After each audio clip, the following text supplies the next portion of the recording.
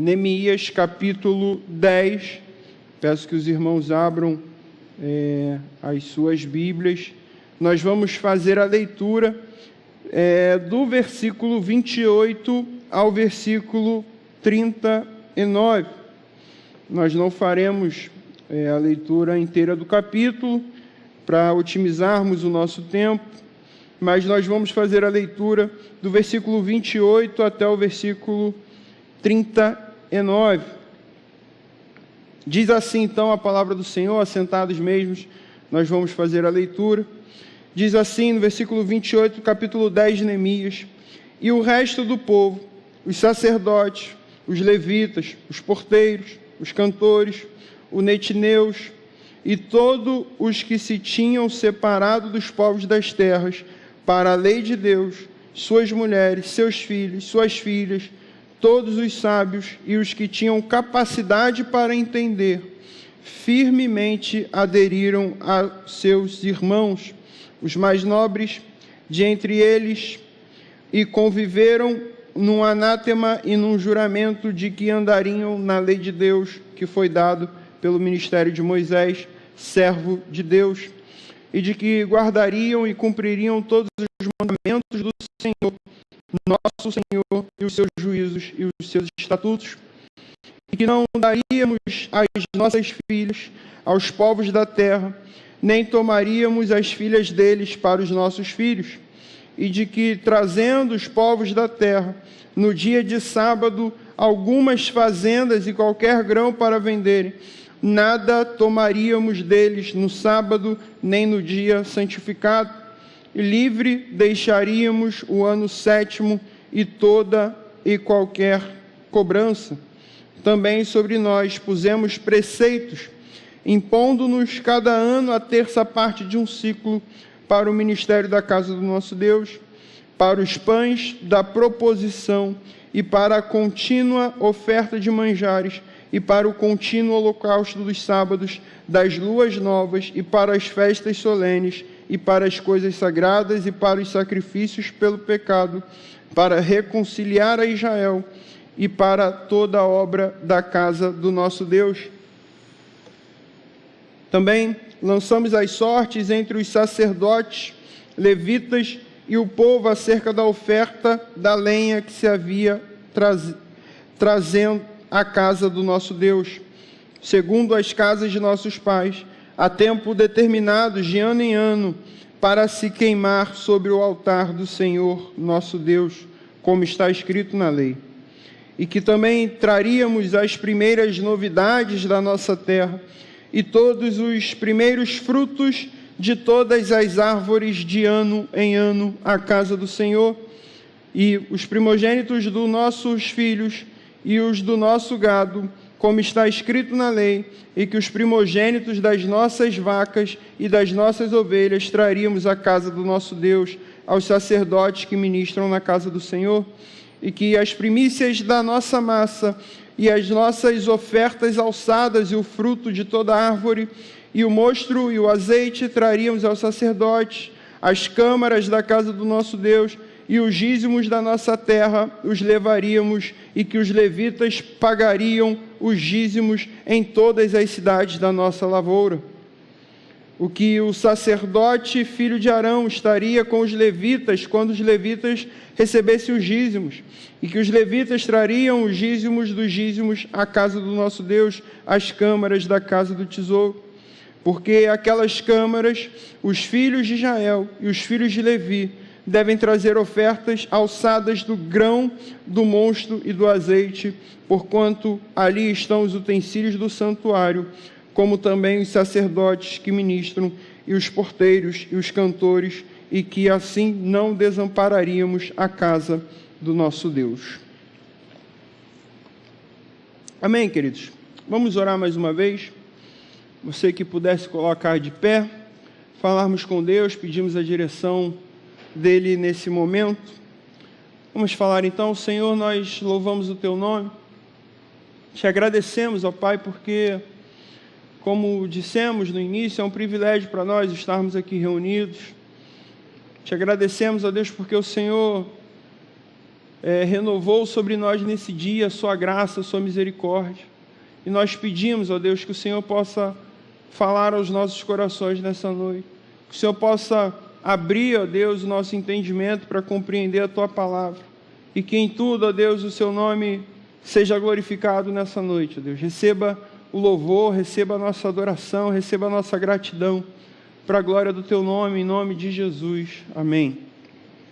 Queridos, nós temos acompanhado o estudo, ou melhor, acompanhado e estudado, todas as quartas-feiras, o livro de Neemias, capítulo por capítulo. E o livro que tem como tema principal, ou melhor, se nós quiséssemos definir o livro de Neemias em apenas uma palavra, certamente essa palavra seria reforma. Neemias foi um grande líder levantado por Deus, nós temos visto isso.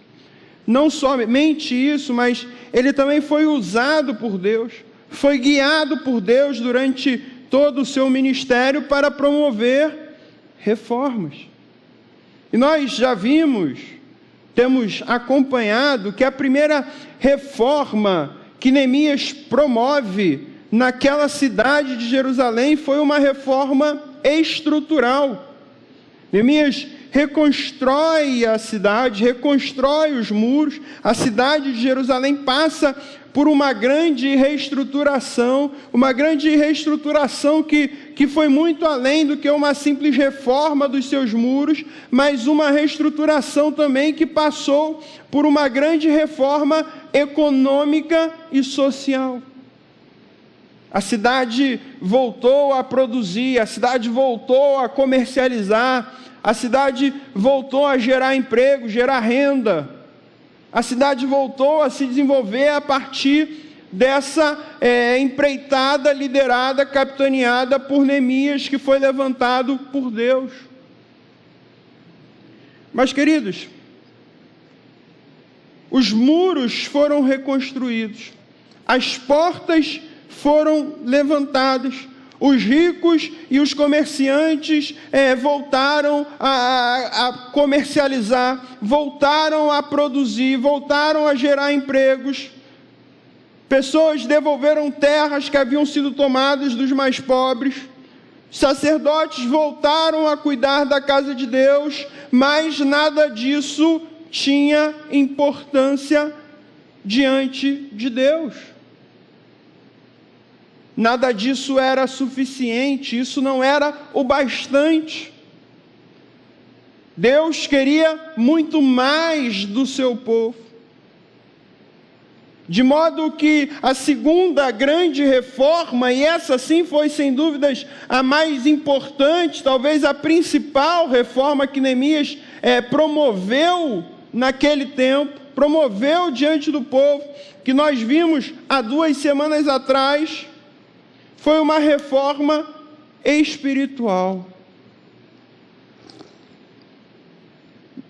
Isso mostra para nós, queridos, que muitas das vezes a nossa preocupação enquanto igreja é muito mais uma reforma estrutural, é muito mais uma reforma física. A gente se preocupa muito com o que tem que fazer, com a estrutura, com a obra, com o crescimento. E muitas das vezes negligenciamos o principal, aquilo que nós devemos buscar, uma reforma espiritual. Uma reforma espiritual dentro de nós, dentro de nossos corações.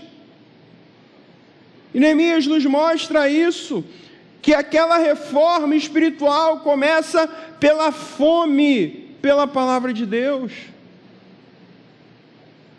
Nós lemos no capítulo 8, aquele povo estava sedento pela leitura da lei. O povo se reúne, pede a Esdras: leia, faça a leitura do livro da lei para nós. O estudo da Bíblia, a leitura, a pregação da palavra, a oração, e tudo isso produziu choro pelo pecado. Capítulo 8 fala que eles prantearam e choraram quando tomaram conhecimento do seu pecado. É essa reforma que nós precisamos. A reforma que nos torna conhecedores da nossa natureza, do pecado que há em nós. A pregação da palavra que produz em nossos corações arrependimento, contrição. Mas a Bíblia fala também, queridos, que após prantearem, chorarem, a graça de Deus produziu a alegria da obediência. Nós somos pecadores, miseráveis, carentes da graça de Deus, mas quando somos alcançados pela sua graça, essa graça produz em nós alegria. Alegria não de sabermos que agora dependemos de nós mesmos, não, mas a alegria de sabermos que pela graça de Deus nós fomos chamados à obediência. Essa alegria que excede todo entendimento, essa alegria que somente Deus pode nos proporcionar, porque esses são os dois sentimentos produzidos pela palavra de Deus: choro pelo nosso pecado, mas alegria pela justificação proporcionada a nós por meio de Cristo. E aquele povo enfrentou esses dois sentimentos. E nós vimos, queridos, que a base, o fundamento, o alicerce, aquilo que solidificou, aquilo que enraizou esse movimento de reforma espiritual foi, em primeiro lugar, a doutrina, com pregação fiel da Escritura, e mais do que isso, com confissão de pecados, com arrependimento por parte do povo. Hoje nós lemos e ouvimos, e muitos falam, muitos afirmam que nós precisamos de uma nova reforma. E talvez a gente realmente precise, apesar de eu conseguir compreender o que se deseja, eu acredito que não precisamos de uma nova reforma. Isso é uma opinião minha. Eu acho que nós precisamos, principalmente, sobretudo, retomar os fundamentos da reforma que já houve, nos voltarmos a esses princípios. Mas a grande verdade, queridos, é que a igreja de hoje, as nossas igrejas, a igreja evangélica brasileira, tem cada dia mais se desviado do caminho da ortodoxia, tem sido balançada, tem se deixado levar pelos ventos de doutrina, seguido doutrina de homens, em vez de se firmar na palavra, em vez de defender o princípio que Lutero defendeu, somente a Escritura. Estamos precisando, queridos, voltarmos às Escrituras, voltarmos à palavra, porque voltando às Escrituras que Neemias reformou a espiritualidade daquele povo, foi voltando às Escrituras também que Lutero reformou a igreja, um marco na história não apenas da igreja, mas da história do mundo de maneira geral. Essa reforma espiritual narrada que nós lemos aqui no livro de Neemias foi uma das mais profundas de toda a história do povo de Israel. E Neemias, queridos, ele evidencia para nós algumas coisas importantes,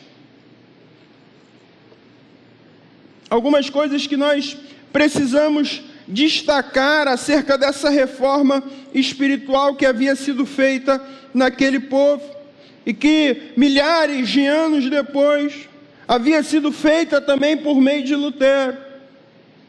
Em primeiro lugar, queridos, algo que a gente observa, e a gente observou lá no capítulo 8, a reforma começa quando o povo se volta para a palavra. Tudo começou quando o povo de Israel se reúne para ouvir a palavra, para buscar a palavra de Deus. Isso mostra para nós, querido, que não há reforma, não há reestruturação, não há transformação, não há restauração sem a palavra de Deus. E é nisso que nós precisamos nos agarrar, nessa verdade de que não há mudança sem a centralidade nas palavras, nas Escrituras.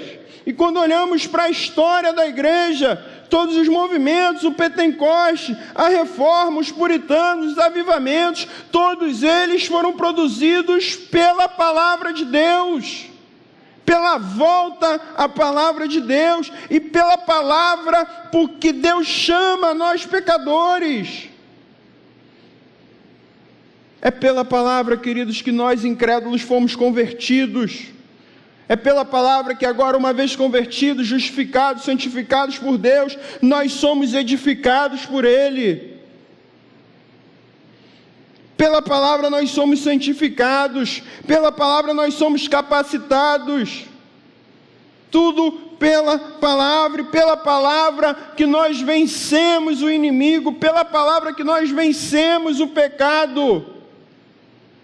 Quando Cristo foi tentado por Satanás, a forma como ele venceu Satanás, queridos, foi pela palavra.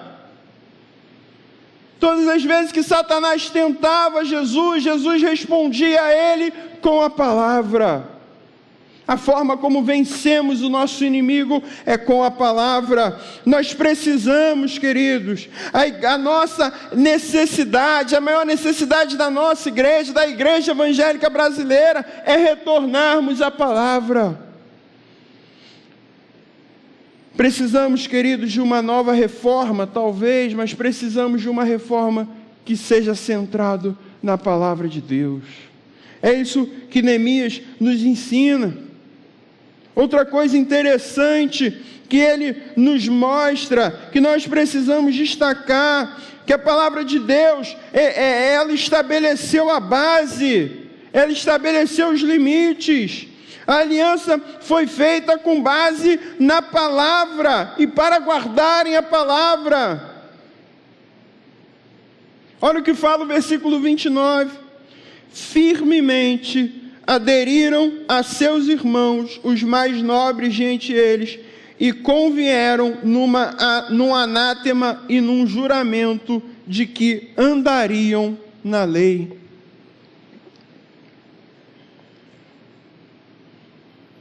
O compromisso, queridos, que eles assinaram, que eles firmaram, que eles estabeleceram, era um compromisso para andar, um compromisso para guardar, um compromisso para cumprir os mandamentos, os juízos, os estatutos da palavra de Deus. Isso mostra para nós algo muito interessante, queridos. Mostra para nós que nós não podemos parar no estudo da palavra de Deus. Nós não podemos ficar paralisados somente no estudo da teologia, no estudo da doutrina, paralisados no conhecimento. O conhecimento da palavra de Deus precisa produzir transformação em nós. Possivelmente, um dos mais graves problemas da igreja contemporânea que nós temos visto, não seja a falta de conhecimento, não seja a falta de instrução, talvez não seja a falta de estudo. Há casos, sim, de pessoas que talvez não tenham acesso a tantos materiais, mas talvez esse não seja o nosso maior problema.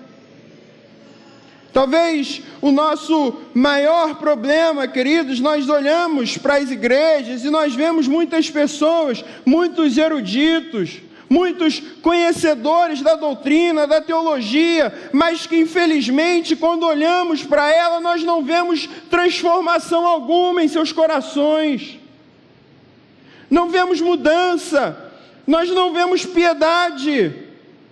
Não basta conhecer a palavra, é preciso obedecer, se sujeitar à palavra de Deus. A doutrina, queridos, ela precisa produzir experiência, e essa experiência precisa ser evidenciada na prática. Muitos dizem que creem na Bíblia, mas não obedecem à palavra de Deus. Muitos dizem que acreditam na palavra, mas não se sujeitam à autoridade das Escrituras. A autoridade da Bíblia tem sido atacada por amigos de dentro da igreja. Essa é uma verdade que Neemias nos revela.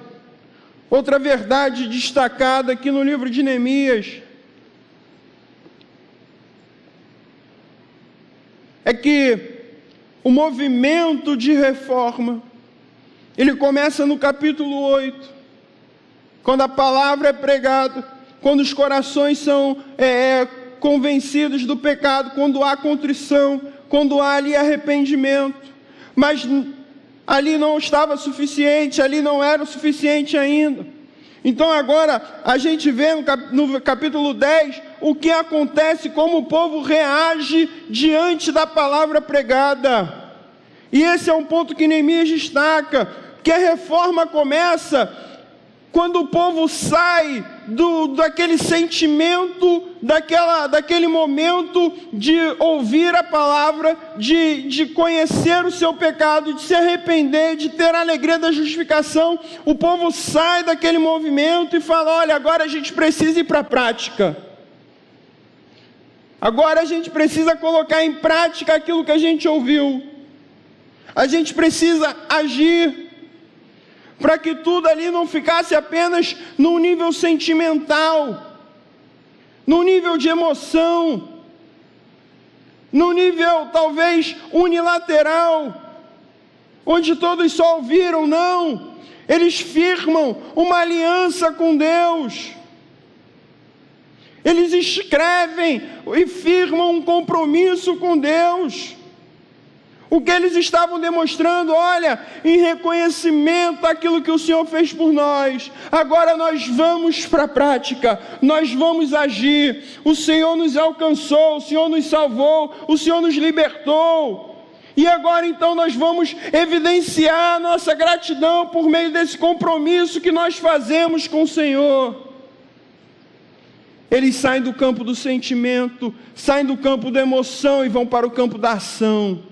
Porque a nossa fé precisa ser prática, o nosso conhecimento precisa ser prático, a nossa espiritualidade, a nossa vida com Deus, a nossa devoção, a nossa fé, tudo em nós deve ser evidenciado agora na prática, no nosso compromisso. E Neemias destaca diversos pontos interessantes nesse capítulo 10.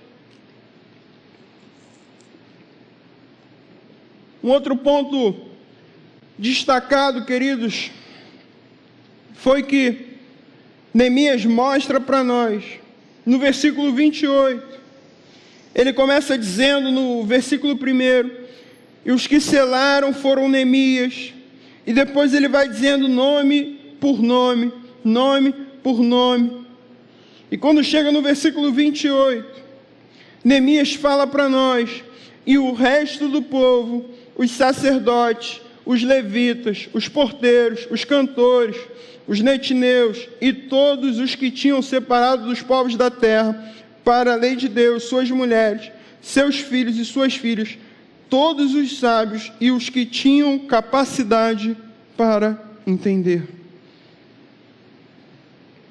Neemias mostra para nós, queridos, que todo o povo aderiu ao movimento da reforma. Olha que interessante, queridos. A reforma, ela não alcançou apenas os líderes. Pelo contrário, mas a partir dos líderes, ela alcança todo o povo. Homens, mulheres, crianças, todos aqueles que tinham capacidade de entender, assumiram um compromisso de andar com Deus, um compromisso de obedecer a palavra de Deus. Todos, e isso fica muito claro, todos, até as crianças menores, podiam compreender o que estava sendo assinado ali, o que estava sendo comprometido, o que estava sendo criado uma cláusula de compromisso diante de Deus.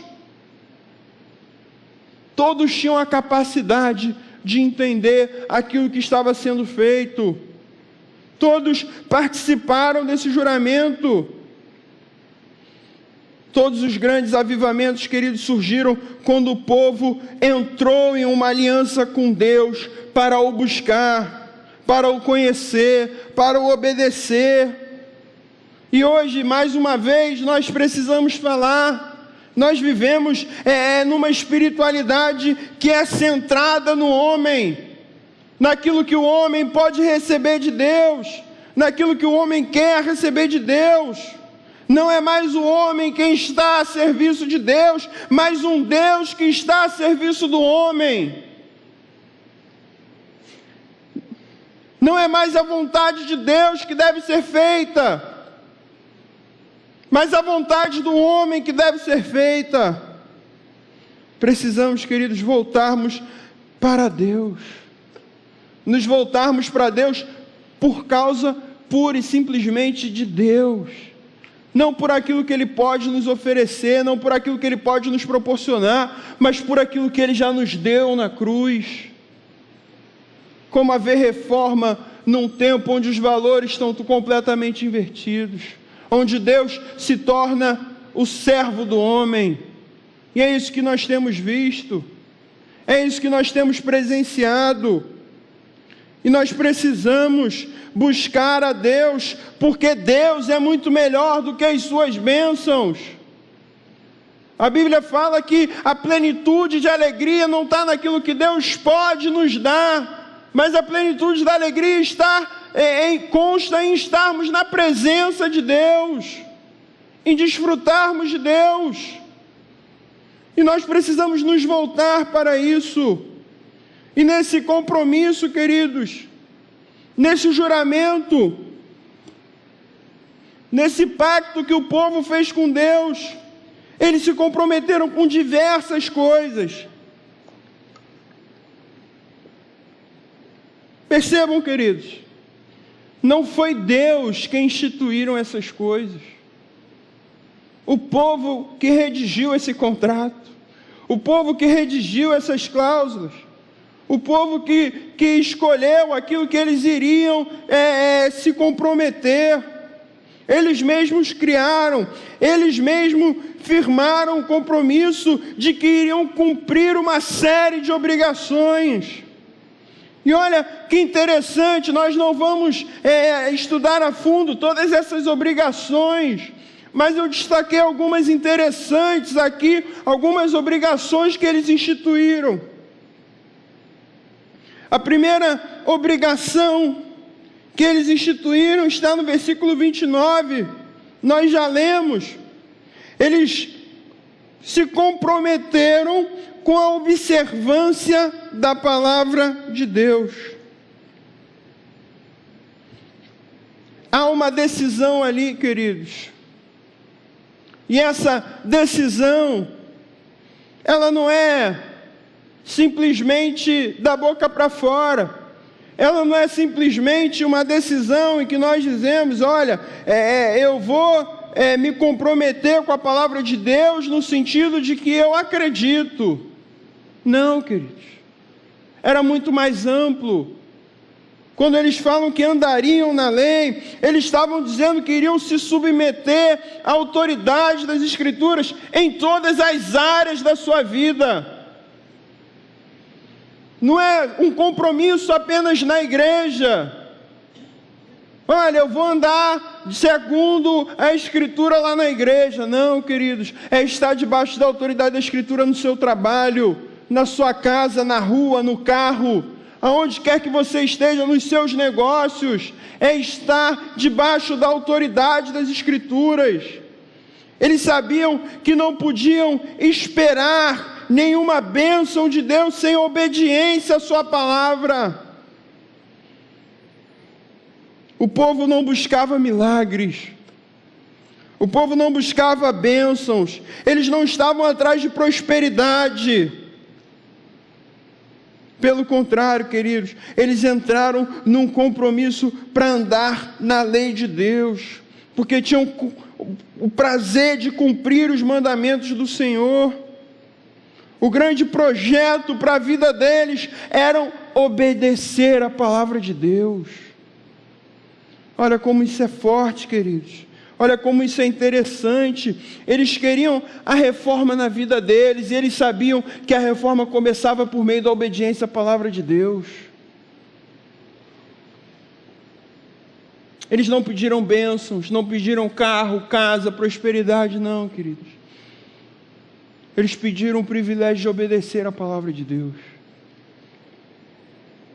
Outra coisa interessante, nós lemos no versículo 31, que diz: e de que trazendo os povos da terra no dia de sábado, algumas fazendas e qualquer grão para venderem, nada tomaríamos deles no sábado, nem no dia santificado.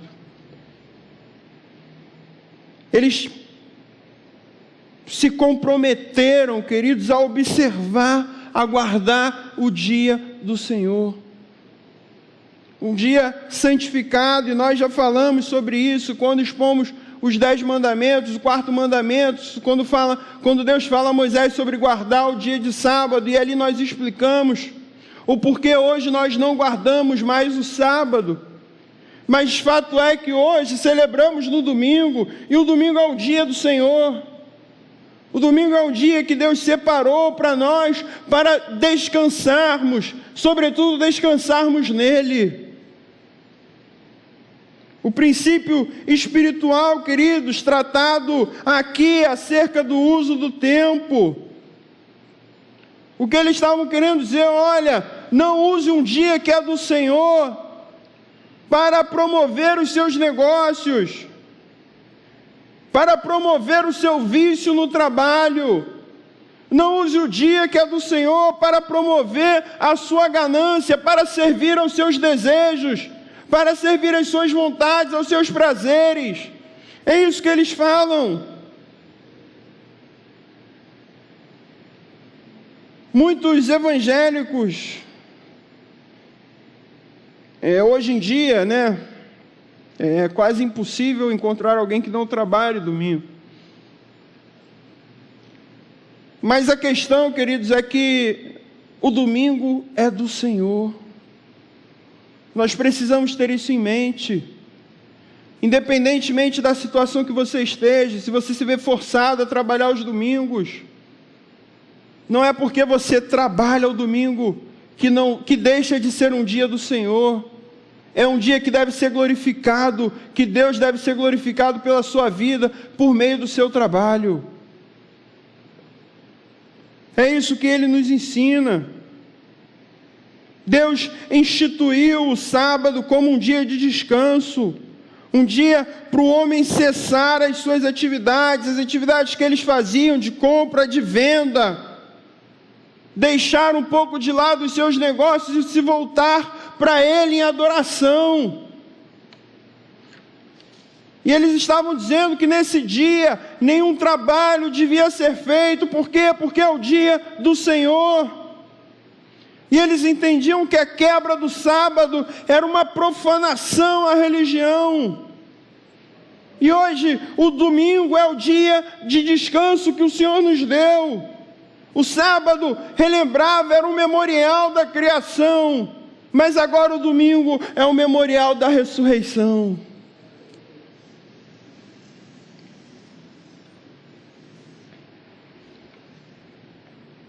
Neemias vai além nesses inúmeros compromissos que ele cria, que eles criam e se comprometem com Deus. Olha o que fala o versículo 32 ao 34.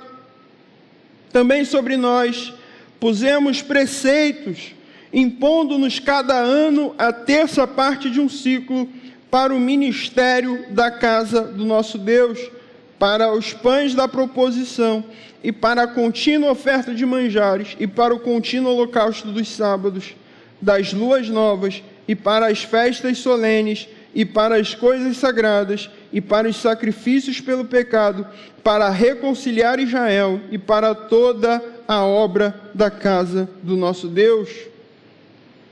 Perceba a preocupação que eles tinham com as ofertas para a manutenção do culto. O princípio aqui, queridos, é o uso do dinheiro, das ofertas, a importância do culto público. Eles tinham um senso de compromisso de prover a casa de Deus, de todos os elementos do culto. E ele fala, os pães que eram distribuídos, os holocaustos, a lenha, os sacerdotes, os levitas, eles não apenas cobraram do povo, eles também com alegria, sacrifício, ofertavam para a manutenção da casa de Deus. Ofertar, queridos, não é um ato de sacrifício, não é um ato de obrigação, mas é um ato de alegria para o cristão, para a manutenção do culto a Deus.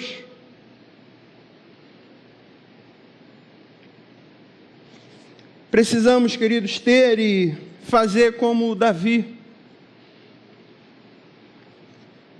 O salmista Davi, o rei Davi, ele nos ensina a dar o melhor para a casa de Deus. Era uma obrigação de cada um daqueles irmãos de sustentar, de prover a casa de Deus, para que os sacerdotes, os levitas, os cantores, os porteiros, todos aqueles que serviam a casa de Deus, fossem sustentados, de modo que eles não precisassem trabalhar, lavrar a terra. E infelizmente temos visto hoje uma tendência muito grande dentro das igrejas, o incentivo que tem a pastores para terem um trabalho secular, para trabalharem fora e não dependerem financeiramente da igreja. E a Bíblia nos ensina justamente o contrário. O apóstolo Paulo diz na carta aos Coríntios, aqueles que pregam o Evangelho devem viver do Evangelho. E ele diz ainda que aqueles que semeiam as coisas espirituais podem recolher bens materiais daquele que ministram.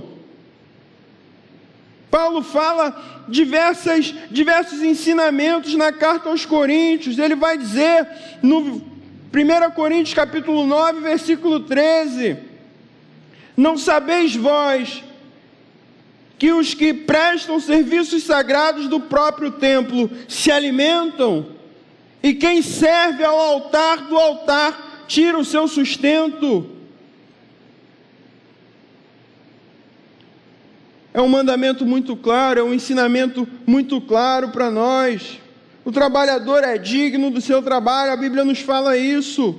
E o ministério exige dedicação integral. Aquele que lança a mão do arado do ministério, queridos, ele não pode olhar para outras direções. E os obreiros devem dar o melhor de si às igrejas. E é isso que Neemias nos ensina. Aquele povo se comprometia com o sustento e com a manutenção da igreja. E eles vão além, não apenas as ofertas, mas também os dízimos. E sobre o dízimo, o que eles têm a nos ensinar, queridos? Algo que para nós talvez seja muito difícil de lidarmos nos tempos de hoje. Eles deixam claro, queridos, versículo 35 diz assim, que também traríamos as primeiras novidades da nossa terra e todos os primeiros frutos de todas as árvores de ano em ano à casa do Senhor. Dízimo, queridos, é primícia, é a primeira parte, não o que sobra. Dízimo é a primeira parte e não o que sobra.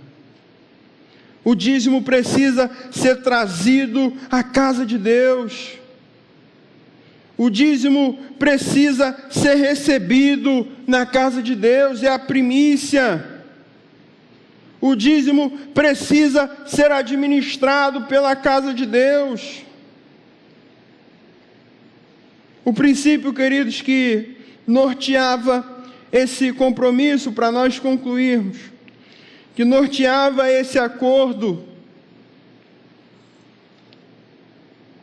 que o povo estava ali, literalmente, assinando com Deus, era o princípio da observância da lei. Ele fala isso no versículo 28. Observância da lei. Nesse capítulo 10, queridos, no versículo 1 ao versículo 28, nós temos ali, nós falamos a lista de todos aqueles que foram signatários, aqueles que assinaram, aqueles que se comprometeram, ou seja, todos aqueles que se comprometeram com esse acordo que estava sendo selado ali. Ali há uma lista da maioria dos nomes ou dos títulos daquelas pessoas importantes, pessoas que desfrutavam de boas posições naquela sociedade, lideranças, figuras conhecidas, figuras famosas. E já no versículo 29, até o final desse capítulo, está ali a descrição desse compromisso, que em termos gerais nós observamos aqui que tinha como princípio a observância da lei. Mas, queridos, Neemias, até para não ficar ali algo solto, algo vago, ele expressa com detalhes o que observar a lei significava. Ou seja, ele quis demonstrar como observar a lei seria visto na prática. E o porquê ele faz isso, queridos? Porque ele nos mostra isso, porque Neemias explicita ali cada uma dessas coisas, algumas que nós falamos aqui nessa noite, outras que nós não falamos, mas que constam também aqui no capítulo 10 de Neemias. Por que ele fala isso, queridos? Porque Neemias sabia que por mais que uma declaração tivessem boas intenções, somente uma declaração, somente uma confissão de fé não eram suficientes. Uma confissão de fé, ela precisa ser evidenciada, ser traduzida por uma mudança prática e visível nas nossas vidas. Isso significa, queridos, que não basta apenas conhecer, não basta apenas declarar, é preciso ser evidenciado por meio da nossa obediência, por meio da nossa observância da palavra de Deus. Mais uma vez, queridos, Neemias nos leva à centralidade da palavra. Tudo gira em torno da palavra, a palavra que é Cristo. As reformas, queridos, que nós tanto desejamos, começam através da palavra de Deus. E agora, Neemias vai além. Ele exige mais de nós. Ele fala, olha, não basta você conhecer o conhecimento da palavra de Deus, não. Deus exige mais de nós. Não apenas uma confissão pública de fé, e essa se dá pelo batismo, mas Neemias mostra que não basta declararmos, é preciso vivermos, é preciso seguirmos, é preciso obedecermos, é preciso estarmos sujeitos à autoridade da palavra de Deus. A observância da lei, ela precisa ser prática, e ela é evidenciada por cada um desses compromissos que Neemias 10 nos mostra. E esse tem sido, queridos, talvez a nossa grande dificuldade, o nosso grande problema. E aquilo que nós pregamos, a mensagem antes de ser falada, ser anunciada a vocês, ela fala primeiro ao meu coração. Ela fala primeiro a mim. E precisamos reconhecer como temos tido dificuldade com muitas coisas daquilo que nós falamos nessa noite. compromissos que foram firmados pelo povo com Deus e que precisam também ser firmados por cada um de nós com Ele. Precisamos conhecer a palavra, mas não apenas conhecer, queridos, precisamos principalmente obedecê-la. Que o Senhor nos abençoe nessa noite. Vamos orar mais uma vez? Deus, nós louvamos o Teu nome, te agradecemos, ó Deus, por essa oportunidade, ó Deus, porque a Tua palavra fala aos nossos corações. Muito obrigado, Deus. Te pedimos agora, ó Pai, que o Senhor tenha misericórdia de cada um de nós, que o Senhor possa renovar sobre nós, ó Deus, a Sua misericórdia, ó Deus, porque temos visto o como temos falhado na observância da lei, ó Deus. Mas nós pedimos, ó Deus, que por graça o Senhor nos capacite, que por graça, ó Deus, o Senhor nos habilite, o Senhor nos dê aptidão, ó Deus, para observarmos a Tua palavra, não apenas conhecermos, não apenas confessarmos publicamente, ó Deus, mas evidenciarmos por meio da obediência à palavra de Deus. Nos abençoe, ó Deus, e que jamais o Senhor pese a Sua mão sobre nós, que o Senhor seja sempre misericordioso e gracioso com cada um de nós, para a honra e glória do Teu nome, em nome de Jesus. Amém.